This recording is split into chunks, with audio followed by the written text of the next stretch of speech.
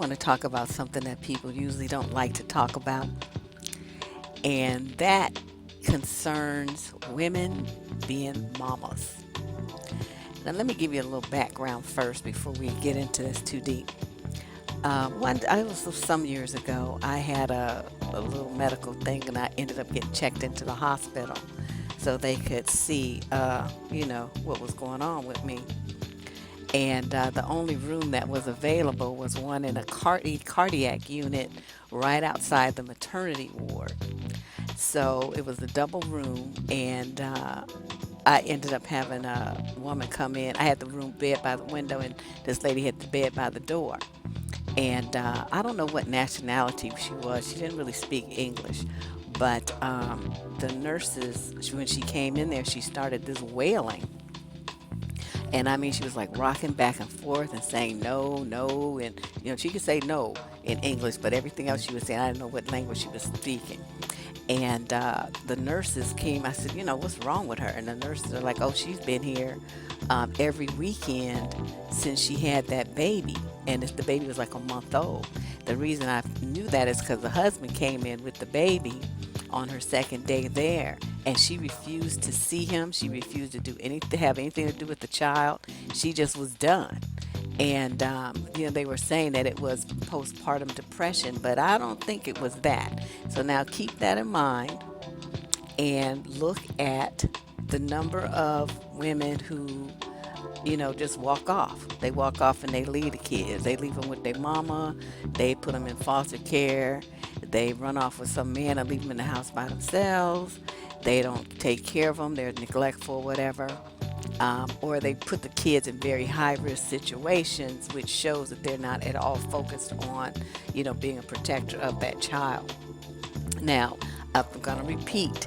This, of course, does not apply to every woman in the world. It applies to the women who behave in the way that I'm discussing. So before folks get all in their feelings and want to post stupid comments, if we ain't talking about you, then shut the fuck up. I don't want to really hear it. I'm talking about the people. This is an observation of certain behavior patterns that I have noticed, that have been written about in the news, that psychologists discuss, that women confess on psychiatric couches all over the country, all over the world. So, just roll with it. Now, what was interesting is a few weeks ago in Elle magazine, they printed an article called "The Growing Movement of Women Who Wish They'd Never Had Children."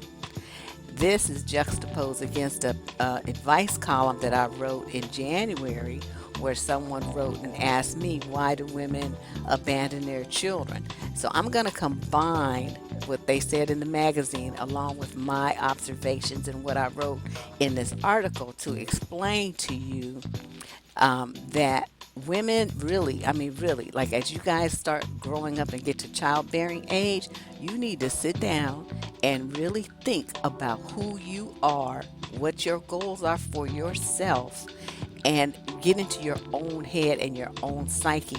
This is mandatory because from the time we're born, people start jamming motherhood down our throats. You get the baby doll, right? And you feed the dolly, you with the little play diapers and the play bottle with the fake milk that disappears. And, people give you dolls that you change their clothes, and they give you play cooking sets you can cook, and, little aprons and kitty cookbooks and all this old shit, right? So, from the time we're born damn near, the programming for us to be a wife and mother starts. You never asked for that. You never looked at it as an option. It was jammed down your throat that this is what you are supposed to do. Now, I'm throwing a bullshit flag on that, because just because you have a uterus does not mean you want to be a breeder. And there's a big difference. You can pop out babies, but can you really be a mother? The excessive devotion, the time, the sacrifice, the energy, the focus. Your life is not your own. From the second you get pregnant, that kid takes over your body. Everything you eat, everything you drink, everything you don't eat and drink is kind of controlled by what you want to have happen with this growing fetus, right? So then the kid comes. If you're nursing, that whole thing continues. Then if you have a husband, then you add his needs and his desires and his whinings in with the newborn's whinings and complaints and cries and all that stuff. Do you really, is it any wonder more women don't lose their minds? I mean, just think about it. Especially if you have more than one kid, you got all these people pulling on you, demanding stuff from you, and making you give to them, and they don't give you shit back. Now, that is the part that I think a lot of women don't really think about. You think, oh, I'm gonna have this baby and it's gonna be so cute. You don't realize when you start losing sleep and your body feels weird and you might have weird pains, and some people even get infections, and other, I mean serious stuff can happen in childbirth, requiring surgery and removal of things or surgical repair of things. You put all that together, and it's really extremely demanding mentally and emotionally and physically experience. It's demanding. It's a permanent change for a woman. So unless you, and this is why I really stress that you really need to get in your head, unless you can accept the fact that you're going to be giving to some other individuals, through being a husband, having your husband rather, and having children. If you are not prepared to sacrifice just about every inch of who you are and what you are for other people, then please rethink this motherhood stuff. And the marriage might be because husbands can be independent, but once you have a kid, that kid is dependent on you till they're pretty old, and in the meantime you got a good 10-15 years where you are giving your whole life over to somebody else. And if you have 2 or 3 kids, and you can fucking forget it, you ain't gonna never get to do shit, because everything in your life is gonna be focused on those children. Now, what was real interesting was in this Elle magazine, they told a story of a woman who realized that once you have children, and it's like she had this epiphany, you can't take the decision back.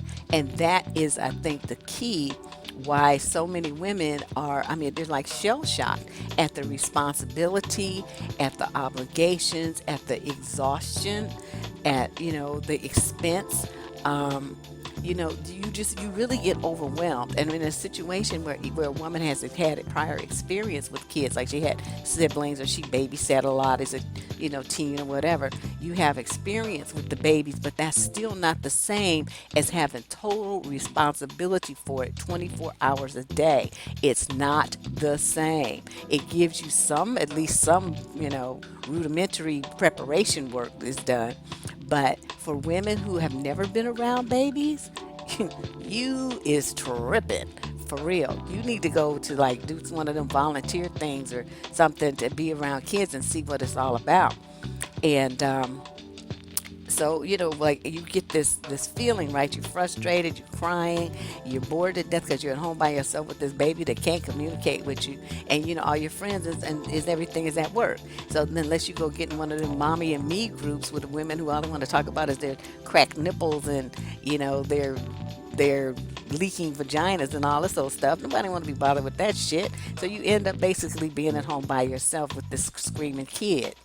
So, for a woman who's used to being out and being social, interacting with people and having interesting conversations, mentally stimulating interactions with other adults, traveling for work or pleasure, whatever, all that comes to a screeching halt because the kid has to be on a schedule, and the kid can't be out too late, and the kid can't do this, and you can't take the kid in certain places and stuff like that. So you have to pretty much change your entire existence to meet the needs of this baby. So in the article, I have to turn my phone off because it picks up on keywords and it starts trying to take voice commands. So anyway, I think it's helped sometimes. It's helped.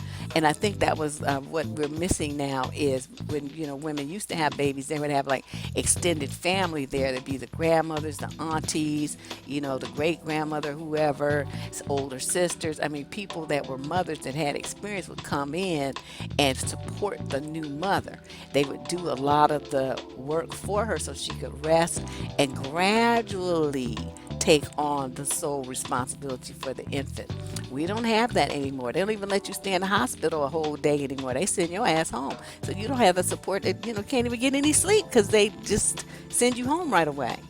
So I think what women don't understand is, if you really understand who and what you are and what your needs are as a person, then you really have to consider if being a mother is going to meet those needs for you. Don't let people guilt trip you, manipulate you, or control you with their words and their desires for you into being something that you can't really handle. And I keep trying to get women to understand that we have a set of rules in society about what we're supposed to do, how we supposed to dress, how we supposed to look, how we supposed to talk, walk, sit, everything. And what I'm telling you is bump all that shit. Is great if that works for you. But what I'm saying is take the time to find out if it works for you. Question everything. You don't have to be that. You don't have to do things that way. And you can still, you can still do what you want to do. You can have kids later in life if that's what you decide. But in reality, you don't have to have them at all, and you're still a woman. You're still just as valuable, you're still just as beautiful, and you're still just as desirable as you were before you had them. Or if you, decide you never want to have them. There's no, and I think a lot of the women, it's a hard thing to admit. I guess that's the words I'm looking for. It's a hard thing to admit that you. Let's see, women who can't admit that they don't want children, right? So then they get guilt tripped into it, or they feel obligated because they're married and the husband wants a kid or whatever, right? Okay. Then, if they have the baby and they realize that this is really not me, this was a mistake, I should not be somebody's mama, I don't know what to do, there's no way out, I'm trapped like a rat, the resentment builds, the anxiety. Have you guys ever really considered me? That's why so many women are on antidepressants. Did you ever really think about it? People always think, well, it's because, women are just so sensitive. It's because women are just fucked up in the head from having to be obligated to do a bunch of shit for other people that they don't want to fucking do. That's what that is. It creates rage. And inside, when you don't accept that kind of rage, you turn it inward and it becomes depression. And and of course, like I always have to say, this stuff is not done on a scientific basis. I haven't done any studies. These are observations and based on discussions that I've had with people. This is my assessment of what they feel, because there's always this undercurrent of anger, this rage, this feeling of, I did all of this for these motherfuckers and they don't even fucking appreciate it. So, and the women are like they're fed up and they do all this stuff for these kids, they do all this shit for these men, and then they get nothing back but a bunch of lip or demands for more. It's like this, it's never enough. Nobody's ever thankful for what they have gotten and the sacrifices that some woman has made for them. They don't appreciate it. Not in our culture anyway. All they do is tell you what you didn't do right, or how you should have done more of this or less of that. It's always some criticism. So, to avoid all of that, what do? Don't have no goddamn kids, and you don't have that problem. Now, if you are a woman, especially the young ones, and you decide that you don't want to have children and you want to get your tubes tied, do you know there's a lot of doctors that won't even do it?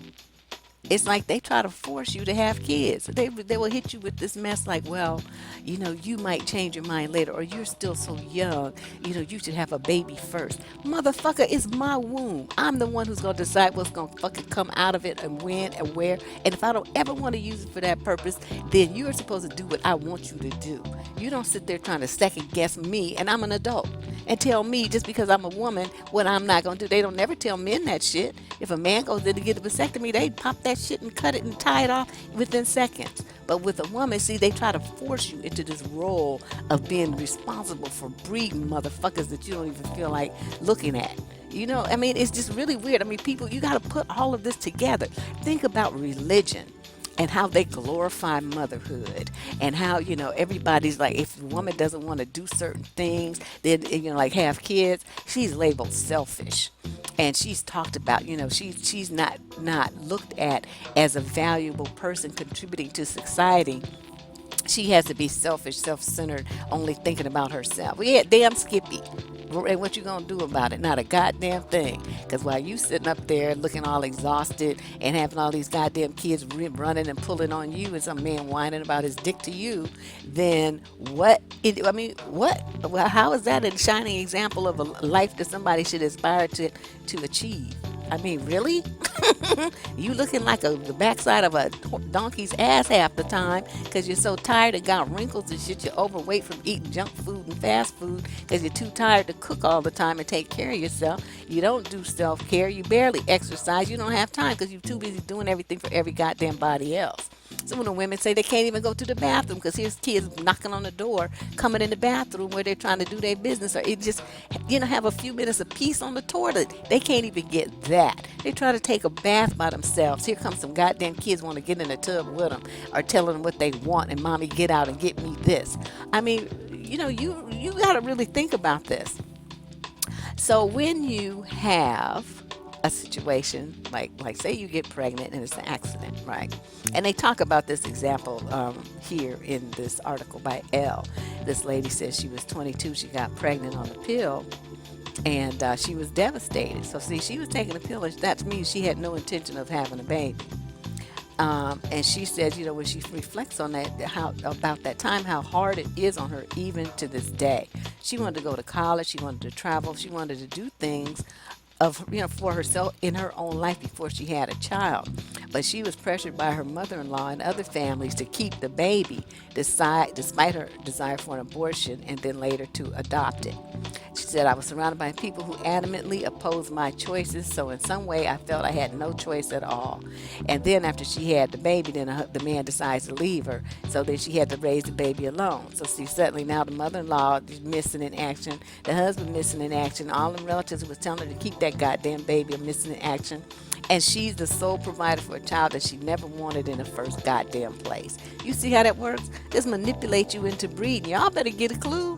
And whatever it is that you want to do with your life, that you want to achieve for yourself, that you want to leave for people to talk about in your eulogy, that you want on your gravestone, the stuff that you want people to say, that the legacy that you left this earth when you die, that's what you need to concentrate on. Okay? Not having kids. You can do that, like I said, if you really want to. You can do it later, but you can also do it not at all. And it's just as fine either way. And I remember, I don't know if you guys remember this, a couple of years ago, Alice Walker's daughter was all over the social media whining about how her mother left her with her father and went off to do her own thing. And all these black women was all up in arms. Oh my God, she's so selfish. How could she do that? How could she leave her daughter like that? And I totally understood it.